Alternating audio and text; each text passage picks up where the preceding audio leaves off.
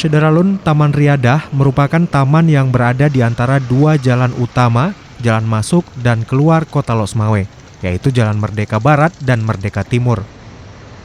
Taman Riadah juga salah satu ikon dalam Kecamatan Banda Sakti Losmawe, di mana taman tersebut terletak di pusat aktivitas ekonomi masyarakat setempat.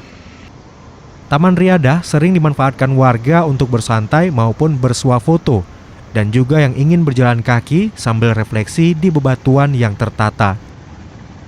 Suasana di taman ini pun sangat rindang lantaran banyak pepohonan sehingga warga bisa bernaung di bawahnya. Kini tampilan Taman Riadah kian asri dan cantik usai mendapat pemolesan dan penataan oleh Dinas Lingkungan Hidup Kota Losmawe.